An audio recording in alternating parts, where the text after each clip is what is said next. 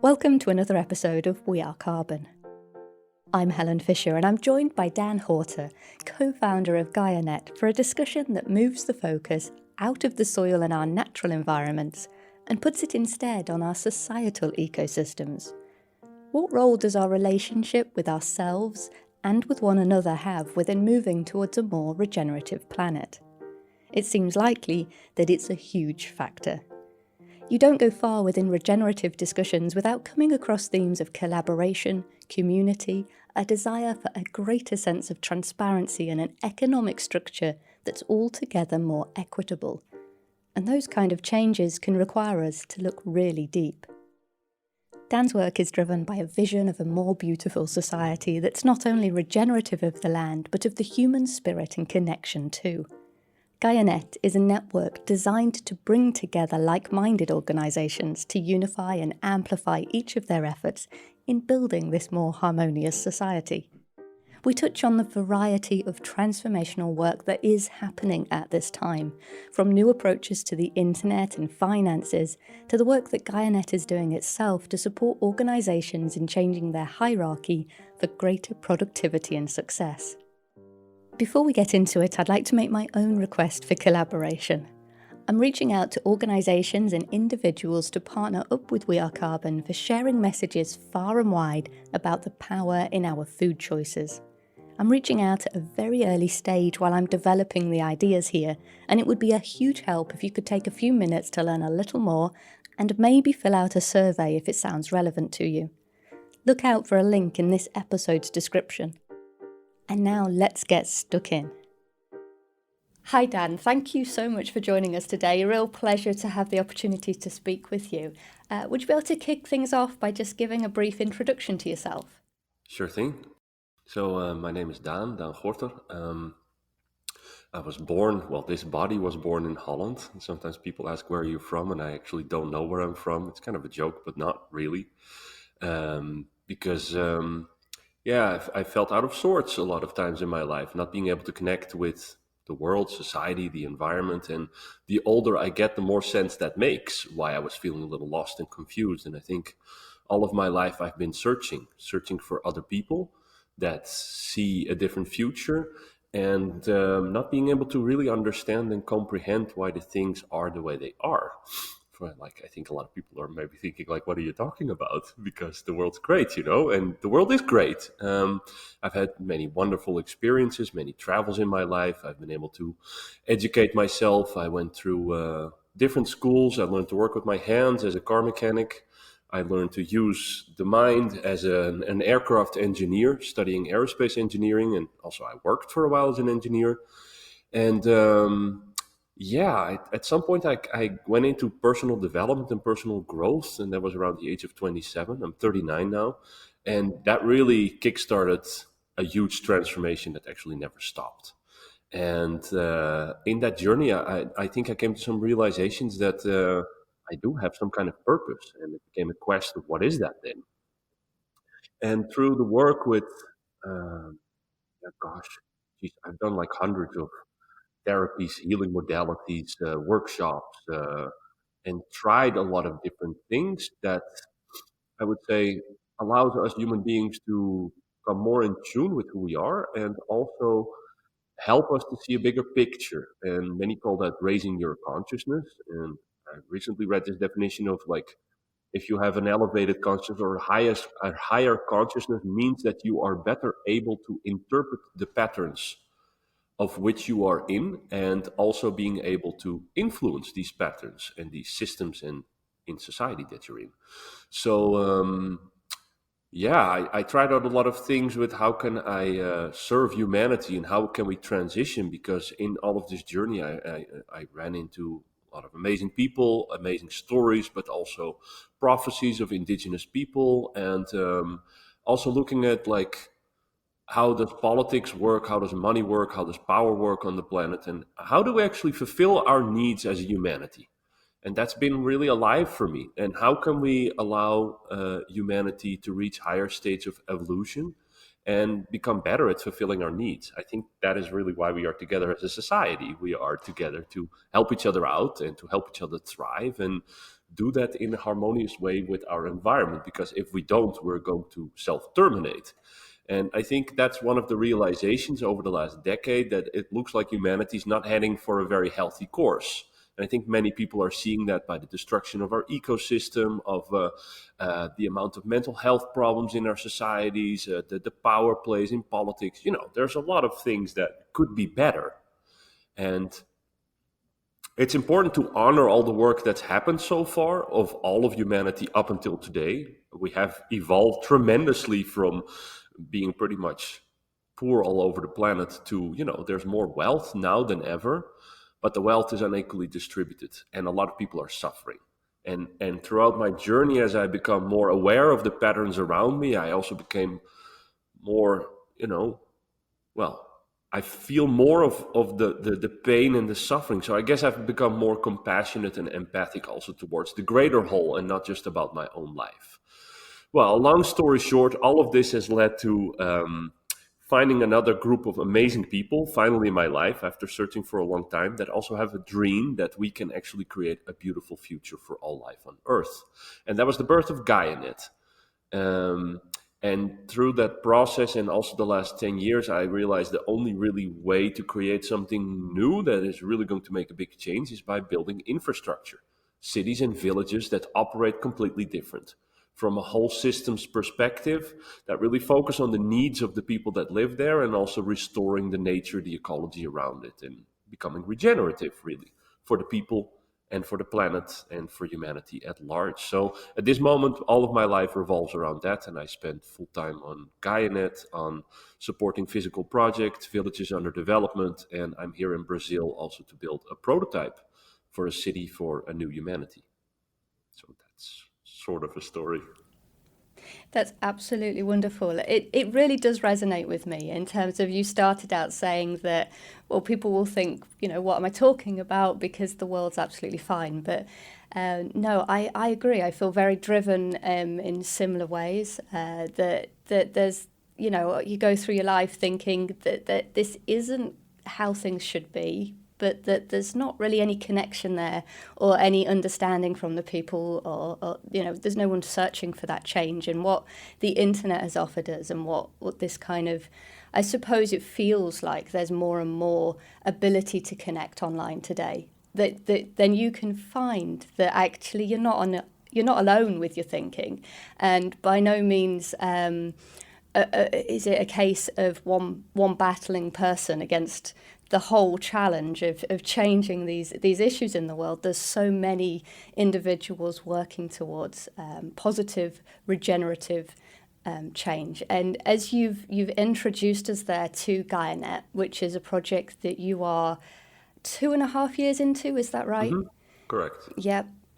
So you've been working on this for a little chunk of time, and could you explain a little bit more? You've said that the idea behind it is obviously this vision that we can connect more healthy, more positively as a society and with one another. Could you just explain what Gaianet is in a sort of simplistic way? Sure. To define what it is, I guess we are a network of networks, and a very particular kind of network, because we are looking for people who are working on a new earth, on a new paradigm. We call that a new earth, but you can give it whatever name you want. You can also define it as the transition of humanity to go from capitalism, individualism, extractivism, towards becoming more symbiotic with nature and each other. And we call that a regenerative network. And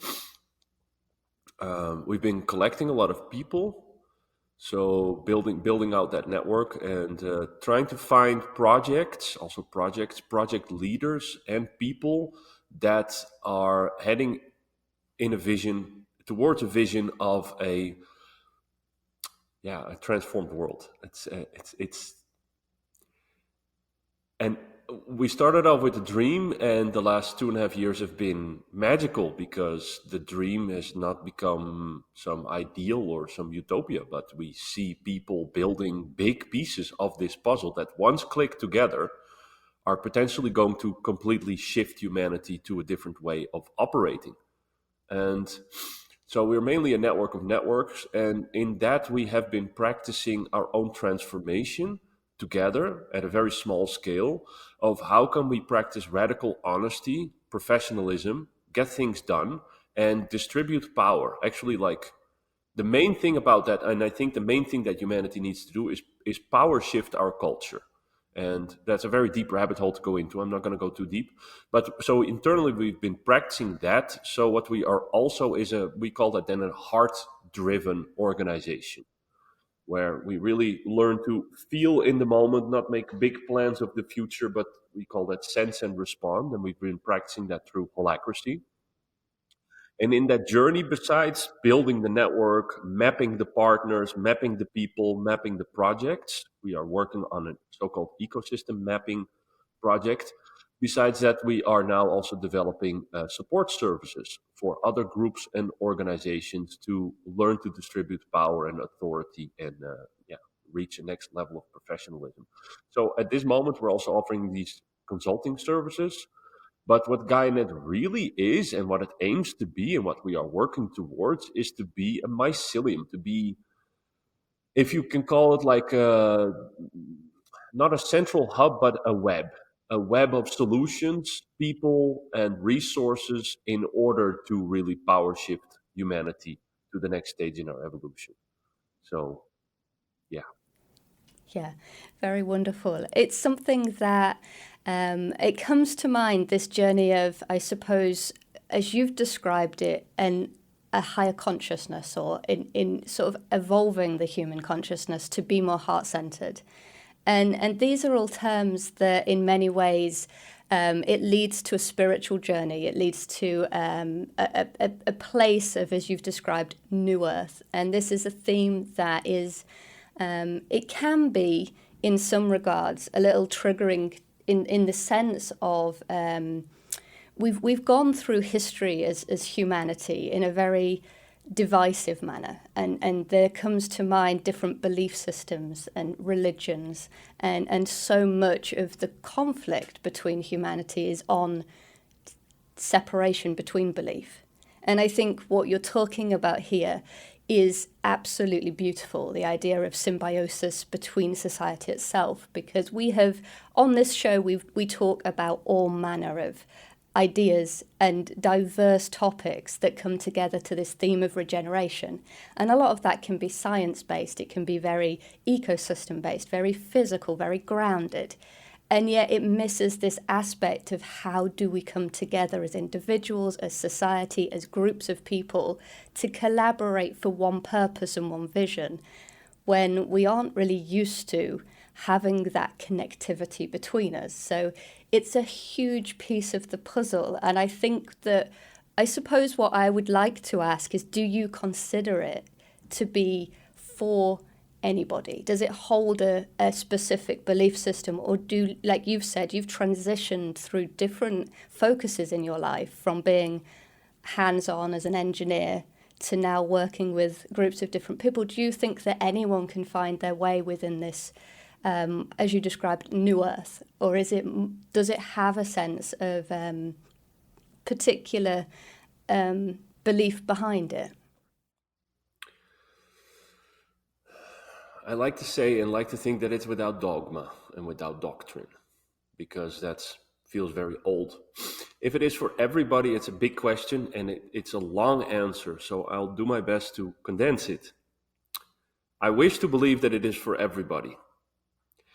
However, what I've found in the last 10, 15 years, that there is a subset of the population that's really interested in growth and developing themselves and going inside and looking at themselves deeply. And then what they find, learn to work with that and transform that. And some people call that like healing your past or traumas or whatever. But for me, it's like the willingness to evolve your consciousness. And there's a lot of beautiful people on this planet. And there is quite a large group of people that are not there yet. Maybe I hope that over the next hundreds of years, all of humanity will transition to have a collective mindset.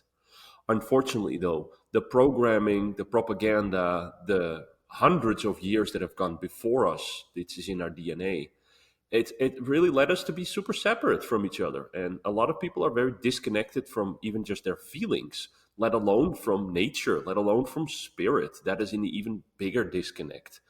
So we like to think that we want to create something that is open for anybody to access.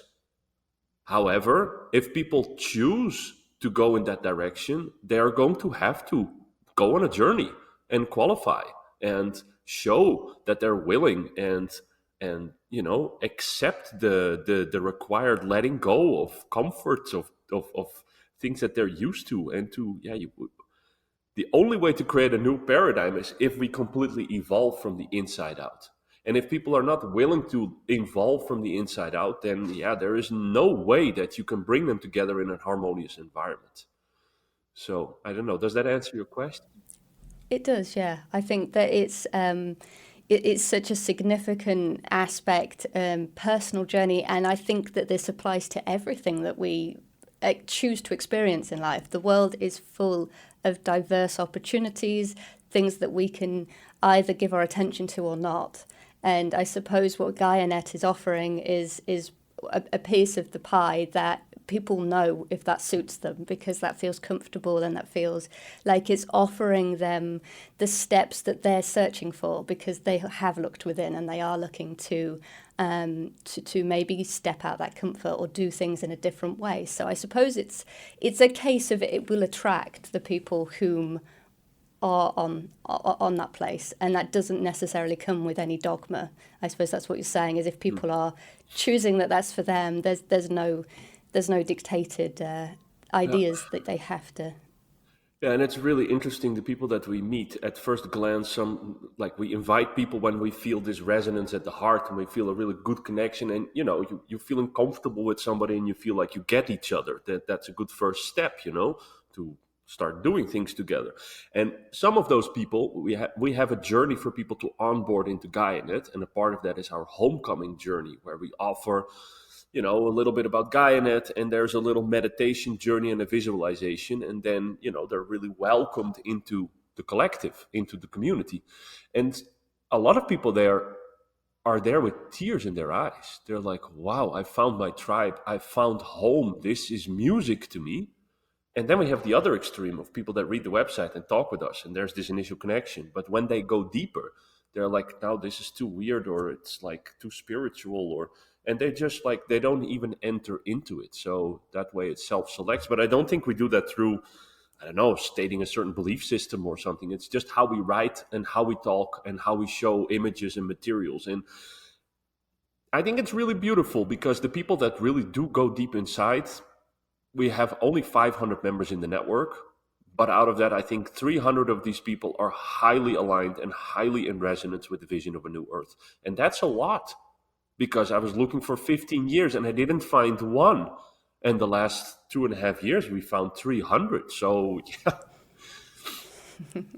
Yeah, that's wonderful. That's very promising. And I think something that comes to mind, this is something that I've experienced in my work in perhaps a different way, but that it's connected, is this idea that when we talk holistically and we're trying to create content or some kind of organized,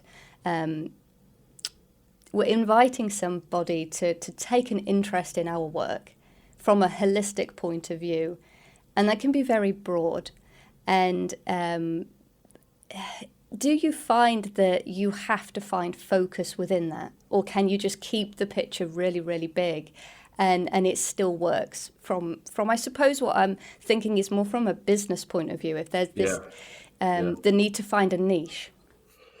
Yeah, that's a very good point and a good topic. And I'd say we've been a bit naive in the beginning, thinking that everybody wants this big vision to happen and everybody wants humanity to completely change and transform and start fulfilling the needs of humanity instead of the needs of a small group of people. But It's not enough to just stay broad and talk about a beautiful vision. That's very clear, because we've tried all kinds of routes to get funding in, and we've talked with some foundations that really are in line and in resonance with creating a more beautiful world, but we were too vague for them.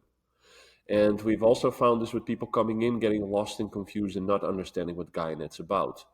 So yes, it needs to be very specific. And it's hard. And I don't think it will work if you stay too broad and speak too widely.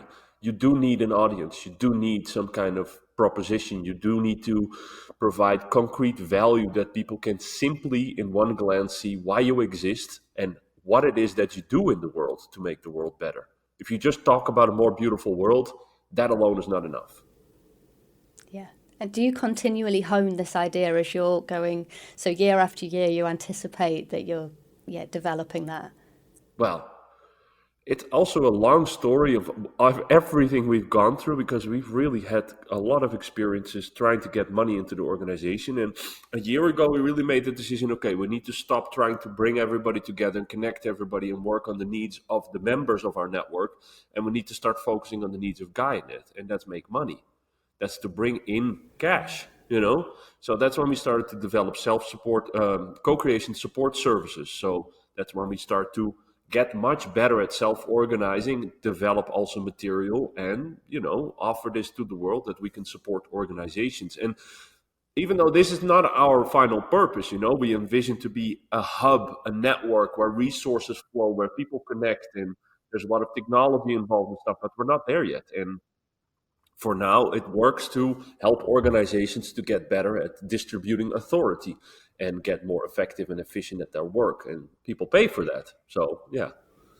Yeah, so you're identifying a specific service that you can offer and you can articulate because of honing in on that a little bit. That's Yeah, fantastic. and it is born out of what we are doing, because we are in contact with so many projects, and we've held many meetings, and we listen very deeply to what are the challenges that people are having. And yeah, the big problem there is in the regenerative movement at large. Apart from there, of course, there are some corporations that are very professional, but overall, it's quite a new movement the last 5 years. And what's really lacking is facilitation. And what really jumps out is that people do not want to work in a traditional hierarchy. They do not want to work because it's not regenerative, right? If somebody gives you orders and has the power to hire and fire you, there is naturally, implicitly, there is this imbalance of you're not on equal ground. So in order to become regenerative as a collective, we need to learn to sit in circle again, like we did tens of thousands of years ago.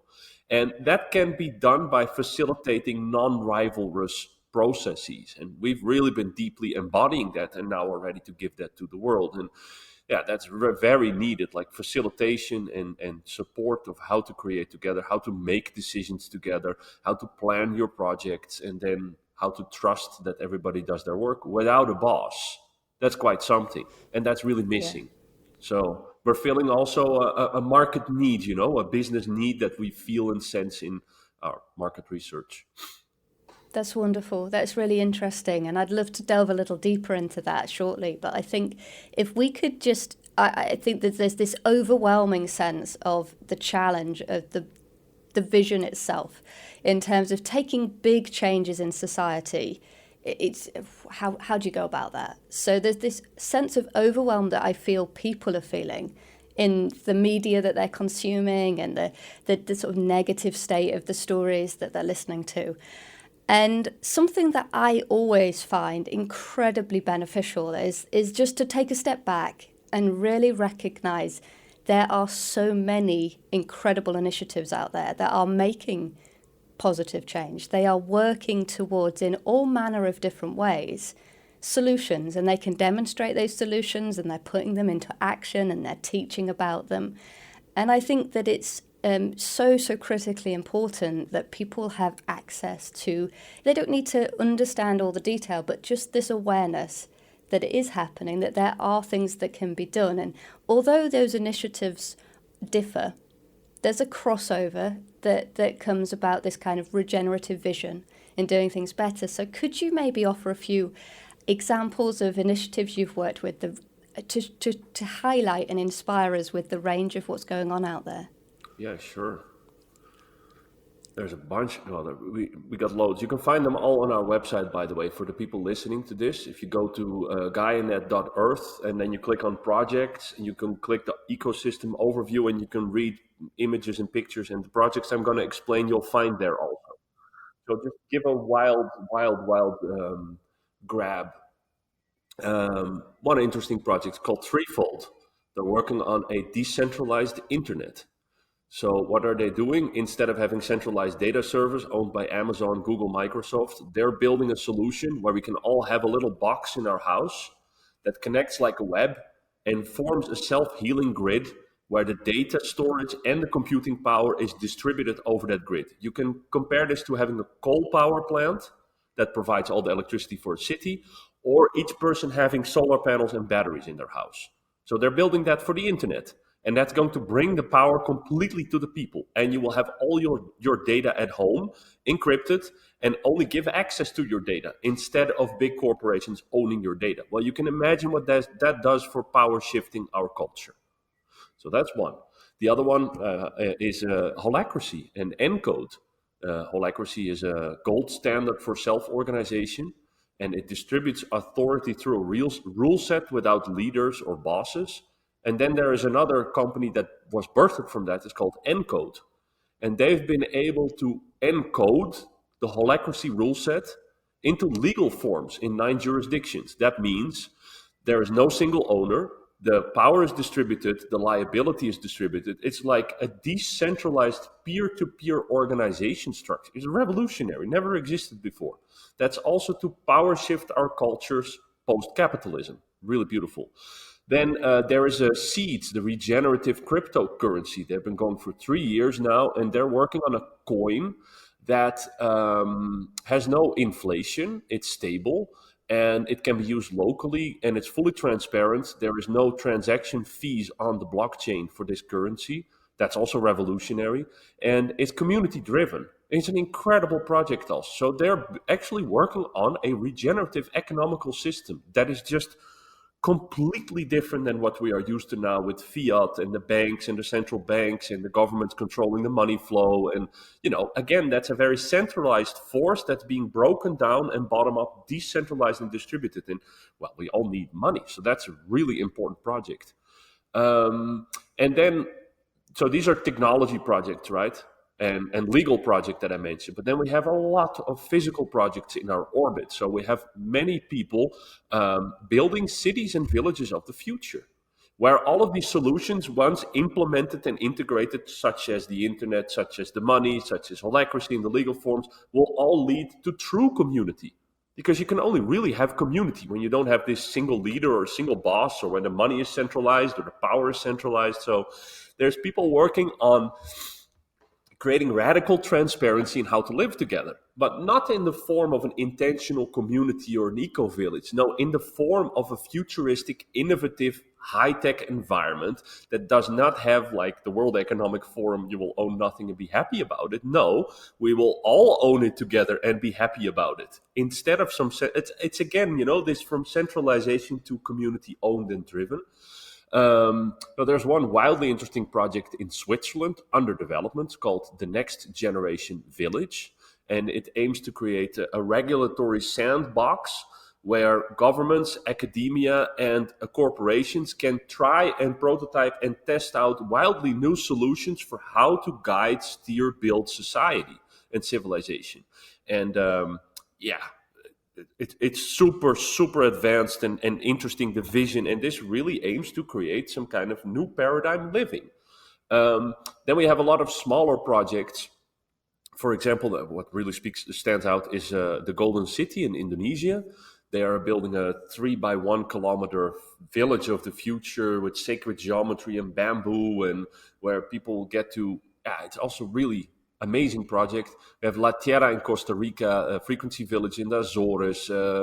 We have connections everywhere in the world now of people who are really working on this new earth kind of villages and cities. They're very specific because they're all about radical transparency, about listening to the needs, community driven, and in harmony with nature. Those are really the main, uniting values. And then to close off, because I can speak keep speaking about our project for hours, because I'm so excited about them.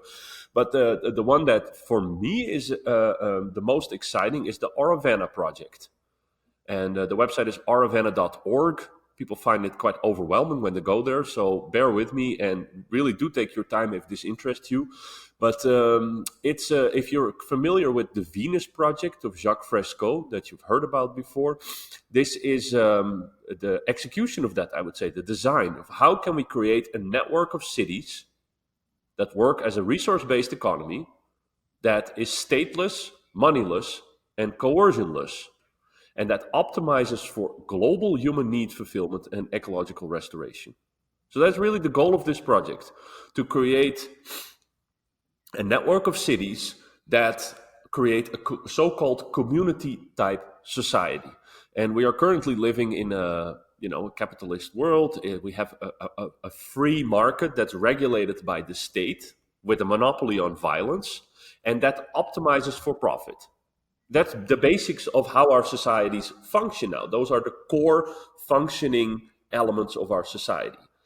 This community type society has no state and no market because there's no trade. And it works like it takes a while to really let this into your consciousness of, is this actually possible? Because this sounds like an illusion or utopia. But no, it's been specified in a set of standards, so-called socio-technical standards, of how to create a community-type society.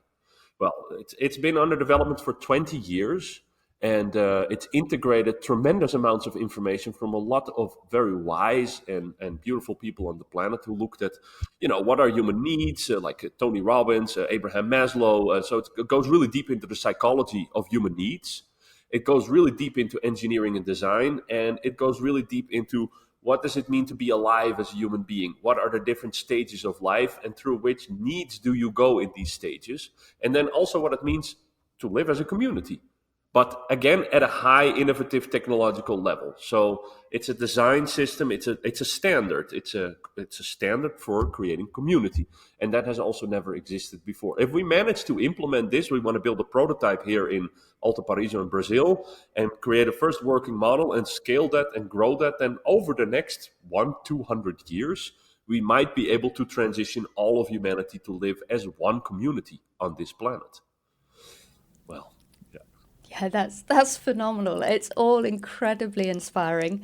You've certainly ticked the box on that. And I think I'll just point out to anybody listening, I will make sure that the links to highlight all of the projects you've just discussed are really accessible in the description, because I think that we're all going to need to go and take some time to absorb the different elements of what's taken our interest there. But it is awe-inspiring, and the idea that there is so much going on, and it's so hopeful. It's so incredibly in contrast to what we consider to be a mainstream narrative on things. Oh yeah. And it's difficult to find too much of a summary of that, but I will try. And I think what's come to my mind is that I'd like to consider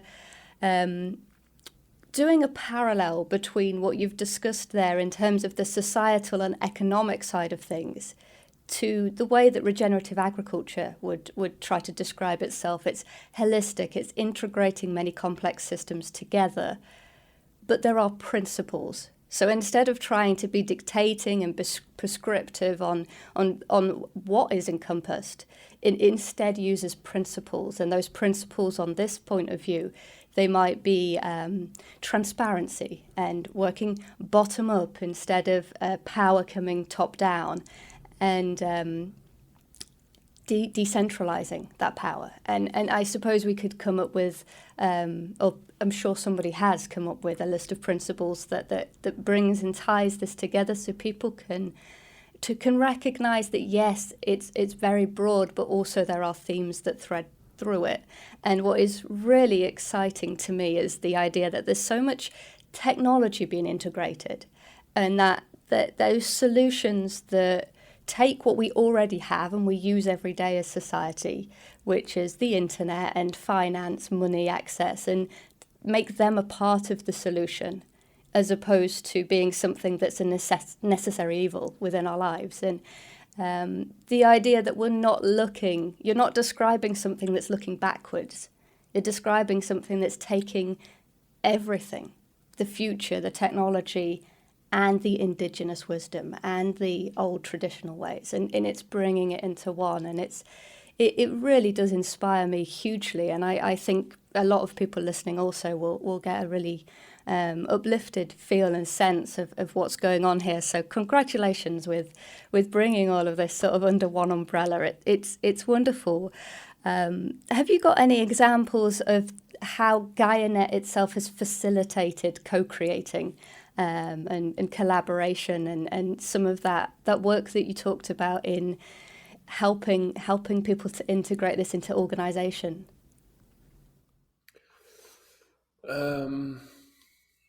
I think the most concrete and real thing, we've developed two things. There's a Gaianet operating system playbook, as we call it, which describes our way of working, our meeting format, and then very specifically how you can apply that in your own organization. And we have recently run quite a large-scale experiment where we invited 30 organizations to participate in a co-creation experiment. And what we did there was to let them experience the Holacracy tactical meeting. But instead of doing that for an organization and between people, we did that for the whole ecosystem between organizations. So we took it a level higher. And I can also share a lot about that. People can watch these videos on our Vimeo channel, vimeo.com/Gaianet, if they're interested in seeing how that went down, because we record everything, we share everything, we distribute everything, so you can take a look in the kitchen. That is one thing. And the other thing we have been doing, this was, by the way, was extremely well received by the people. Many people had their first experience of distributed authority, of like this kind of a meeting, and the response was overwhelmingly the same. Wow, this was the most effective thing I've ever experienced. This was so much fun. I have more energy at the end than at the beginning. I'm not feeling tired. I feel very heard and seen. So it really works to put people together like that. Again, go watch the Vimeo channel to see the video of the meeting, and then you will better understand what I mean. And the second thing that we just did is we guided a Belgian team for 6 months. We were called in to help with marketing and the business development, but it was very clear that they needed help with talking, coordinating, coming in resonance, resolving personal issues, and then adopting a structure that allows them to decide the things together, but not in consensus, but using the Holacracy integrated decision-making process of consent. Sociocracy also uses this, and that's very effective. So when we arrived, I could say like there was a lot of tension and a lot of chaos, and they would like deal with one agenda item in 1.5 hours. It like was extremely slow, the process, and it was about to fall apart. Like there was so much tension that it was about to fall apart. And now they're thriving. They've got amazing project management. They've got amazing decision processes. They've got the people context figured out. The people who were not resonating, they left. Some new people arrived, and I can proudly say that there's an organization now there that has the potential to, last for many years. And the great thing about them is they're working on a holistic healthcare system in the form of a network of health houses in Belgium that is all about taking care of each other together. So holistic, regenerative healthcare that uses the scientific method, but also all kinds of additional techniques to help you get in balance with your mind, emotions, and everything. It's a really beautiful project, and it's very much in line with our New Earth vision. So, and we hope to help many more organizations with that. So, and the final thing that we've done for the people is we are recording a series of videos to explain the basics and the principles of self-organization, which can also be found on our Vimeo channel. And that's about it for how we've been helping organizations. Yeah. It's wonderful. So in a lot of senses, it's the idea that those tensions within an organization that are a barrier to expansion and growth and success, they come from the feeling of power coming top down And I suppose a sense within the individuals that they're either not being heard or it's not safe to speak and express. And so much of this is about the freedom of expression and communication, and the power of something so simple as talking. How has this been for you in your life? And I wonder also the people listening, how has it been for you to study, to live, and to work? And I'm specifically referring to the part, have you felt empowered completely in the spaces where you've been? Have you been able to connect with the people and get things done and feel understood in that? Or have you experienced a lot of implicit, like having to ask for permission a lot, or like just not moving forward together and having a lot of conflict? It's like, how has your work life been so far? Have you worked for bosses? Have you been self-employed all your life? What's been your experience? Yeah, my experience, I have for the most part been self-employed, probably because I felt that in the earlier days of employment, I was not happy. I did not feel that I was taken. I think maybe more a sense of, well, your work is not being recognized as your value that you're putting, but in how can somebody take that and take credit for that? Or, it definitely a sense of sort of just, yeah, you're feeling dissatisfied. Yeah, I think many have that. If we look at dissatisfaction numbers, percentages in the on the work floor, it's ridiculously high. And I think only 10% of people are really engaged at their work. That's only 1 in 10, huh, of all It's organizations. tiny, So, yeah.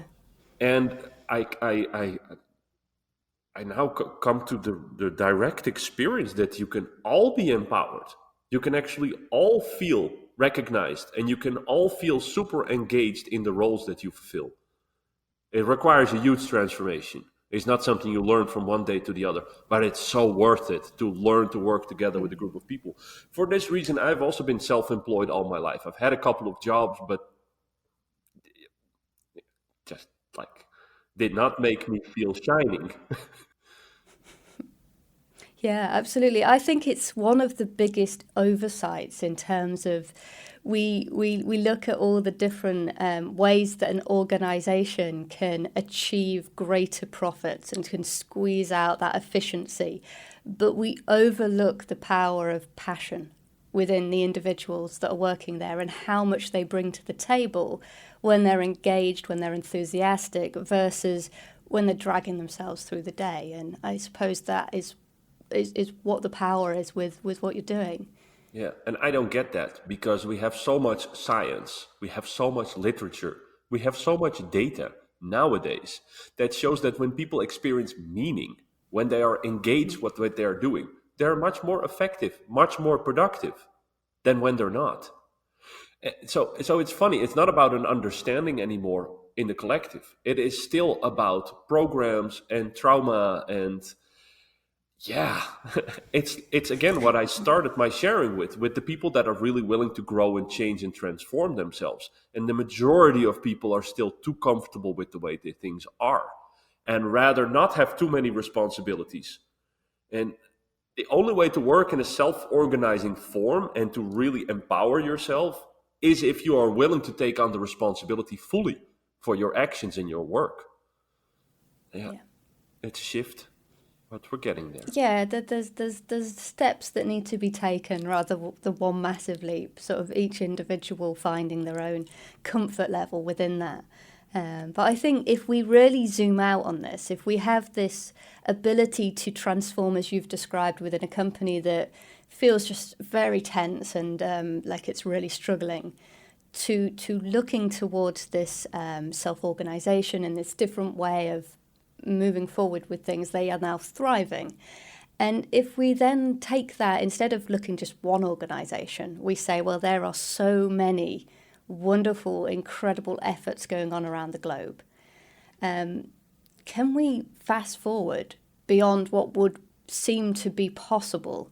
We have this place where we're at now where things feel very, very negative on the whole. Sort of like that broader picture and the sort of disasters that we see in so many different aspects of life. And then we have this vision, as you've described it, a very beautiful, very thriving world of people living vital lives where they're passionate and they're happy.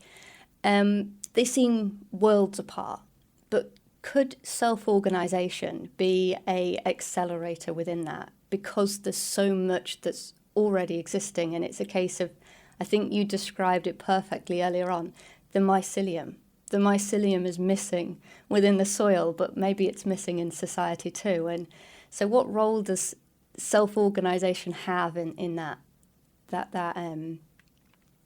transition?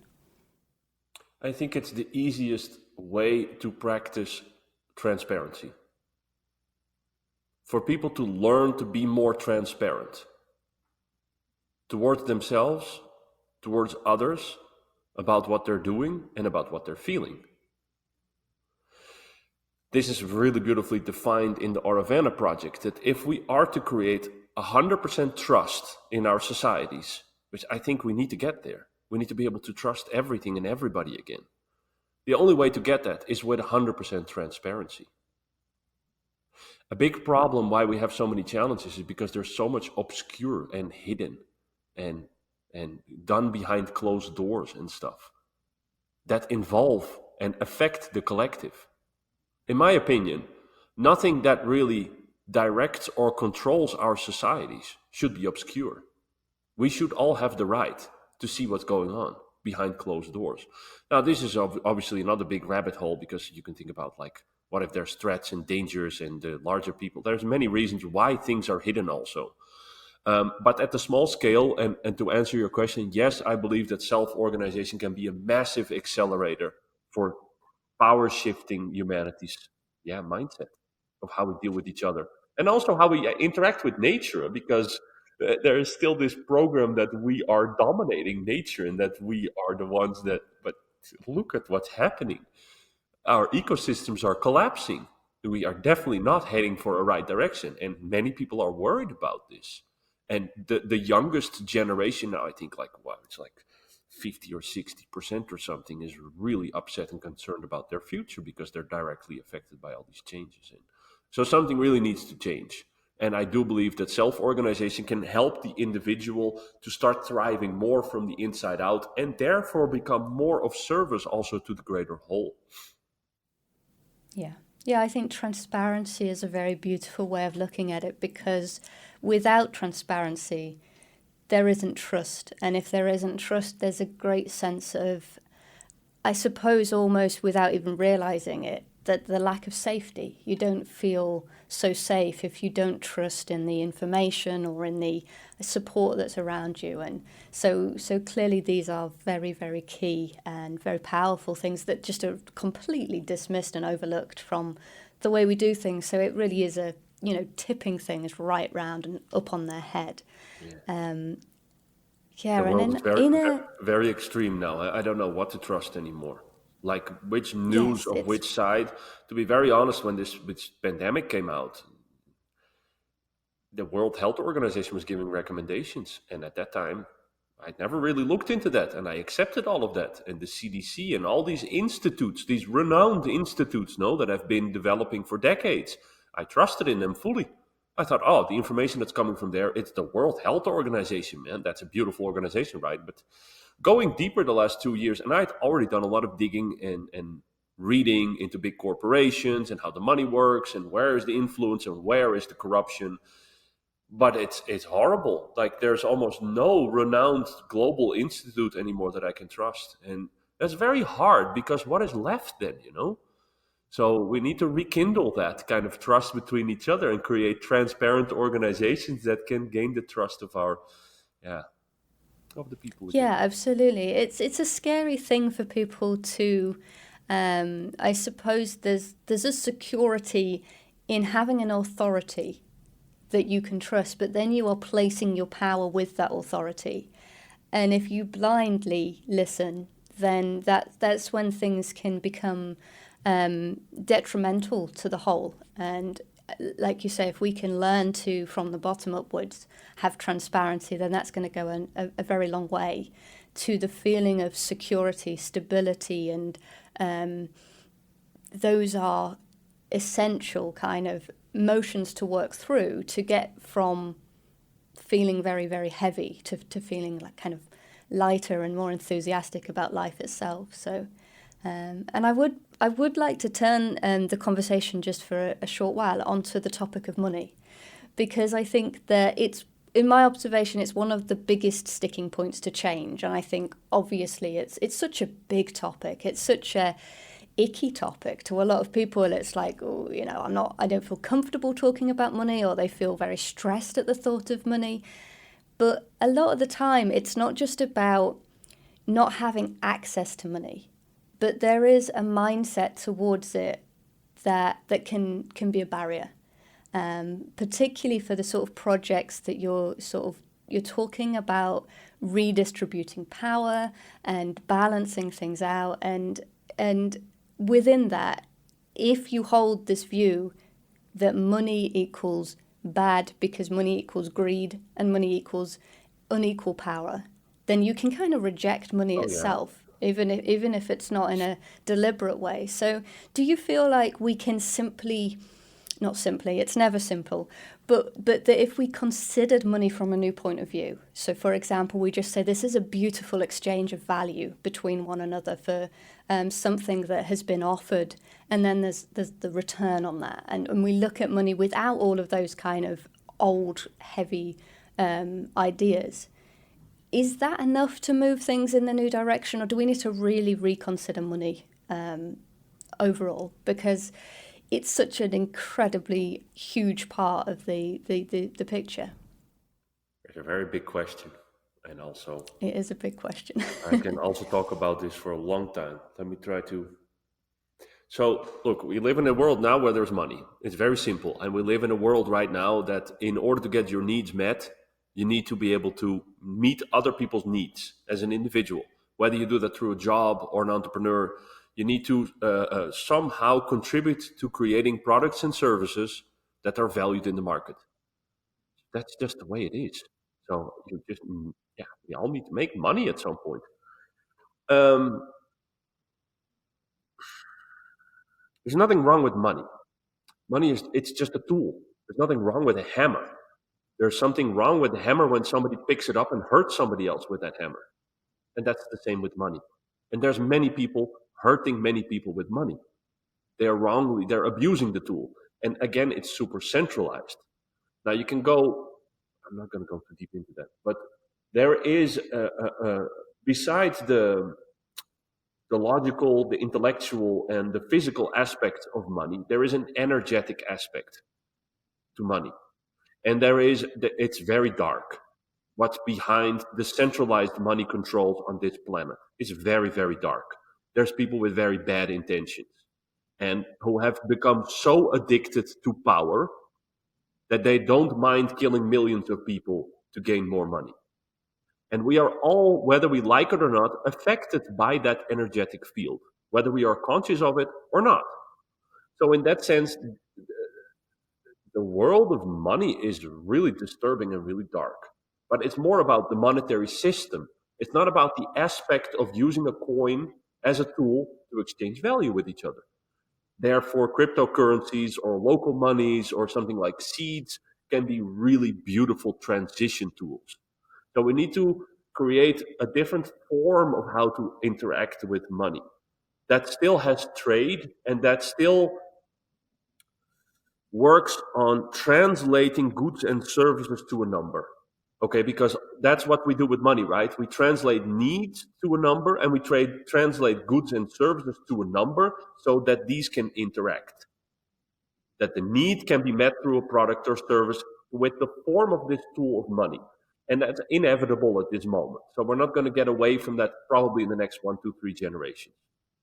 So we need to build tools, and they're under development. I just mentioned one, and there's actually many tools under development that are looking to transform our economical system from the centralized power structures of the central bank and the government with fiat, and they control all the money flows and inflation and the economy and the market, towards like cryptocurrencies or other solutions like seeds. There's many things under development, but the ultimate solution or the ultimate goal is to transcend the money paradigm. And many people are like, whoa, man, what a moneyless society is impossible. And they come up with lots of arguments. It's just because it's too far away from their current reality that they can't even like contemplate on it. But I truly believe, and also it's very well specified and explained in Aravana, how we can create a society that operates without the exchange of anything, with no more trade. That means with no more money. But again, that's like so far into the future. I'm not going to go into that explanation for now. I hope I've answered the question as good as possible. Yes, you have. It's a very interesting, like you say, it's a broad topic, and it's just really interesting to hear your thoughts on it. And I think also your awareness and ability to see that there's so many developments going on within that space.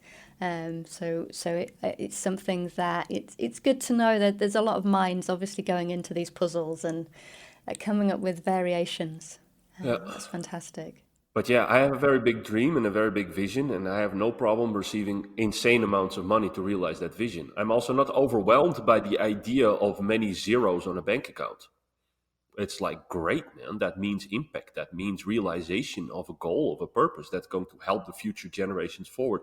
So I'm looking at money like that I'm open to receive millions, even billions of dollars to build networks of cities. Like, nothing weird for me about that. For many people, are as soon as there's 5 zeros behind something, they're already starting to get weirded out by it. So that's a sign, though, to look at your relationship with energy. In the end, it's the access to energy.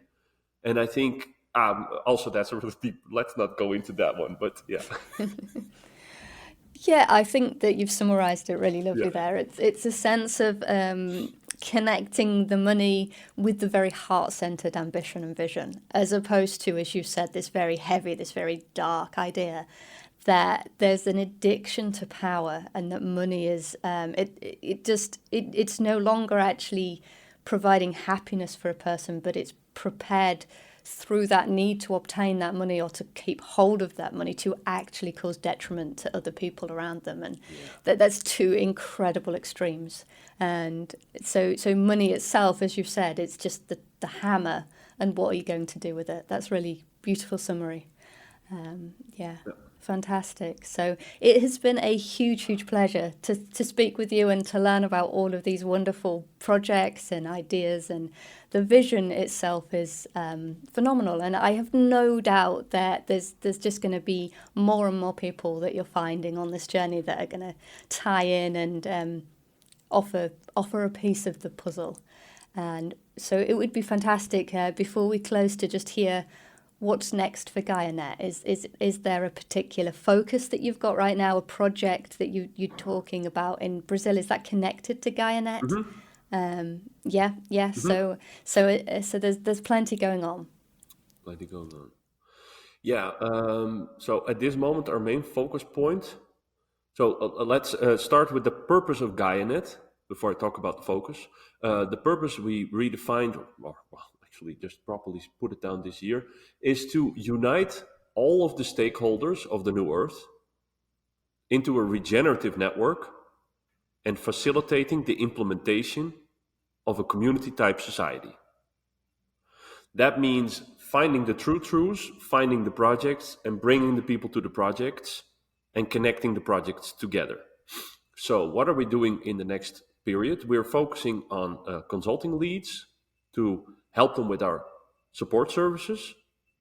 We're focused on recruitment and building the capacity of Gaianet, thereby also educating and training people. So if you're very interested in learning how to self-organize, we have like an apprenticeship now, where you can join the organization for 3 months, 6 months, and get really good at this, and then also potentially become a Gaianet consultant.